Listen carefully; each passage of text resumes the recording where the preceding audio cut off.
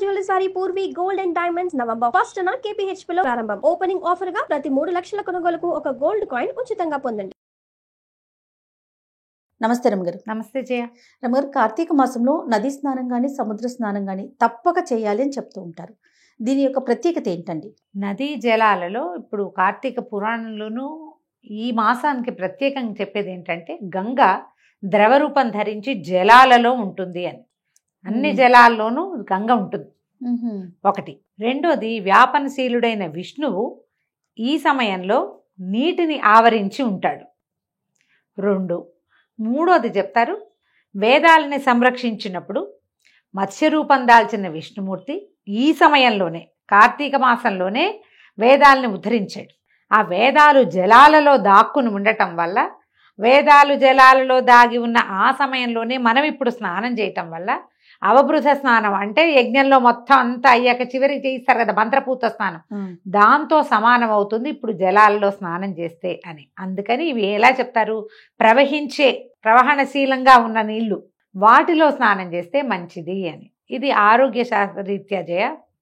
ఇది శరత్కాలం, వర్షాకాలం పోయి చలికాలంలోకి వచ్చాం మనం. అవును, సీజన్ మారింది. మనకి ఆశ్వేజంలోనే శరత్కాలం వచ్చినప్పటికీ అంత జోరు చలి లేదు. ఇప్పుడు చలి మొదలవుతుంది. ఈ సమయంలో ఇట్లా భూగర్భ జలాలలో లేదా భూమి నుంచి పైనుంచి ప్రవహించే జలాలలో, స్ప్రింగ్ వాటర్లో కానీ, వాపీకూప తటాకాదుల్లో కానీ, నదులలో కానీ, సముద్రాల్లో కానీ స్నానం చేస్తే వాట్లలో ఉండే కరెంట్స్ వల్ల మనకి చలి వల్ల వచ్చే అనారోగ్య సమస్యలు రాకుండా ఉంటాయి. ఇది ఒక కాజు. పురాణాల ప్రకారం మన ద్రవరూప గంగ ఇప్పుడు చెప్తారు కదా, తైలే లక్ష్మి జలే గంగ. తైలంలో లక్ష్మి ఉంటుంది కాబట్టి తిల దీపాలు వెలిగించండి, జలంలో గంగ ఉంటుంది కాబట్టి గంగలో స్నానం చేయండి, అంతే. ఇది లెక్క. ఈ లెక్క ప్రకారం స్నానం చేస్తూ ఉండటమే మనం. ఇది అందుకని ఏం చెప్తాం, రోజు ఆపి కుపతటాకాదుల్లో స్నానం చేసే అవకాశం ఉంటే చెయ్యి, అద్భుతం. లేదు ఏదో ఒక్కసారైనా చెయ్యి, కనీసం నెలలో ఒకసారి సముద్ర స్నానం చేయండి. కార్తీక పౌర్ణమి విశేషం. మామూలుగా పౌర్ణముల్లో మనకి స్నానాలు చెప్పరు. పౌర్ణమిలో సముద్రం దగ్గరికి వెళ్ళొద్దంటారు, ఎందుకంటే ఆటుపోట్లు పెరిగిపోతాయి. అమావాస్య పౌర్ణమికి మనం వెళ్ళకూడదు, ఆటుపోట్లు పెరుగుతాయి.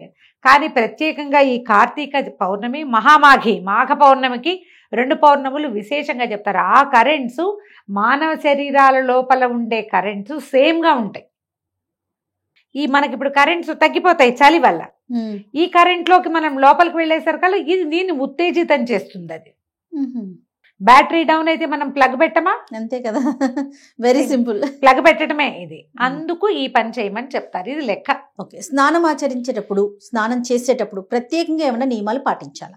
ఇంట్లో స్నానం చేసిన, వేడి నీళ్ళతో స్నానం చేసిన, కళ్ళుతో చేసినట్టేనని చెప్తారు జయ పురాణంలో. ఇప్పుడు ఇంట్లో కాకపోతే మనకి వాపి కూపాలు తటాకాలు ఎక్కడి నుంచి వస్తాయి? లేవు. మనకు ఉద్యోగం సద్యోగం బోల్డ్ ఉన్నాయి, ఇప్పుడు చేయలేకపోతాం. అందుకని ఏం చెప్పారు, ప్రాతకాలమే చెయ్యి, గంగే చేమనే చేయవ గోదావరి సరస్వతి అని గంగని యమునని అలా మహానదులన్నిటినీ స్మరించుకో. వేడి నీళ్ళతో చేయకు, చల్లటి నీళ్ళతో చెయ్యి. ఇవి ఇప్పుడు ట్యాంక్ వాటర్ కాకుండా బోర్ వాటర్ దొరుకుతుందేమో ట్రై చేయి.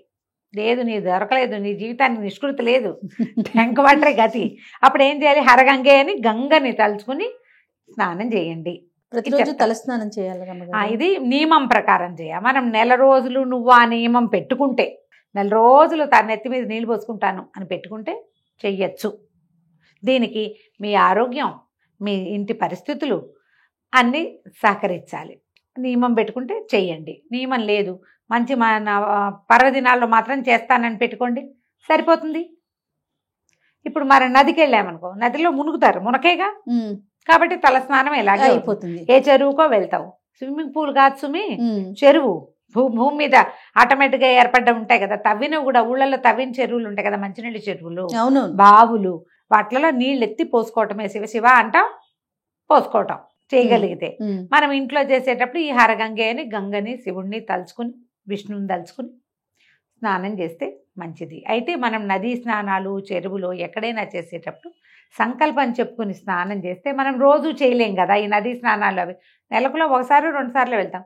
సంకల్పం చెప్పుకుంటే ఫలితం బాగా పూర్తిగా లభిస్తుందని చెప్తారు. అది ఈ సంకల్పం ఎవరు చెప్పాలి రమ్మగారు, ఎవరికి చెప్పాలి? ఎట్లా దీనికి ఏమైనా ప్రత్యేకమైన నియమాలు ఉంటాయా? చాలా మంది ఆ సంకల్ప మంత్రం చెప్పచ్చు కదా మీరు అని నిరుడు చాలా మంది అడిగారు, మీరే సంకల్ప మంత్రం చెప్పచ్చు అని. కార్తీక పురాణంలో ఒక ప్రత్యేకమైన విషయం చెప్తారు జయ. దీని గురించి నేను విడిగా తెలుసుకున్న దానికంటే 3-4 రకాల కార్తీక పురాణాలు చదివాక 3-4 ఏళ్ల నుంచి చదువుతుంటే నాకు స్పష్టంగా తెలిసింది. జంధ్యం ఉన్న వాళ్ళు సొంతంగా సంకల్పం చెప్పుకుని స్నానం చెయ్యొచ్చు. జంధ్యం లేని వాళ్ళు స్త్రీలు, జంధ్యం ఉన్న వాళ్ళ స్త్రీలు కూడాను, వీళ్ళకి ఇతరులు మంత్రం చెప్పాలి. ఓహో, స్త్రీలు ఇది చెప్పించుకోవాలి, సంకల్పం చెప్పించుకొని స్నానం చేయాలి. క్లియర్గా రాశారమ్మా అందులో. ఇప్పుడు నేను మామూలుగా రోజువారీ పూజ చేసుకుంటానా, అయినా కూడా పూజ చేసుకున్నప్పుడు సంకల్పం చెప్పుకుంటా. రోజువారీ పూజలో నిత్య సంకల్పం చెప్పుకునే అలవాటు ఉన్న వాళ్ళు కూడా స్నానానికి పురోహితుడితో సంకల్పం చెప్పుకుని ఆయనకి దక్షిణ ఇచ్చి స్నానం చేయాలట. అది కూడా బ్రాహ్మణుడితోనే చెప్పించుకోవాలి. అంతే కదా. ఇప్పుడు ఇది లెక్కగా ఉంది. ఒట్టిగా కూడా పోనీ అది కాదు, మనకి సంకల్పం వద్దు, ఒట్టిగా మీరు నదీ స్నానం చేసినా దగ్గరగా ఫలితం లభిస్తుంది. మనకి నదీ స్నాన ఫలితం లభిస్తుందా? ఆ కరెన్సీకి మనం గోత్రు అవుతామా? కార్తీకంలో చెప్పబడిన స్నాన విధి పనికొస్తుంది. మీరు ఒకసారి ఇలాంటి అవకాశం తీసుకోండి. ఓహో, తప్ప ఇప్పుడు సంకల్పం చెప్పకపోతే ఇప్పుడు స్నానం వృధా పోతుందన్న మాట చెప్పలేదమ్మా పురాణంలో. అవకాశం ఉన్నవాళ్ళు ఈ పని చెయ్యండి. మనం గోదావరి, కృష్ణ ఇట్లాగా మంచి తీరాల దగ్గర బ్రాహ్మలు తిరిగే చోట మనం ఎక్కడైనా చేసామనుకో, అయ్యా ఒక సంకల్పం చెప్పండి, స్త్రీలు కూడా సంకల్పం ఖచ్చితంగా సంకల్పం చెప్పించుకోవాలి. నేను శ్రీపాద సుబ్రహ్మణ్యం గారి పుస్తకాలలో క్లియర్గా కనపడుతుంది ఇది. సంకల్పం చెప్పించుకుని స్నానం చేయటం అని. బ్రాహ్మణ స్త్రీలే వెళ్ళి నది దగ్గరకు వెళ్ళి ఎవరో కనపడితే అయ్యా సంకల్పం చెప్తారంటే సంకల్పం చెప్పించుకుని ఓ రూపాయో అర్ధో పావలవో బేడో దక్షిణ పట్టడం ఈ నియమం ఉంది.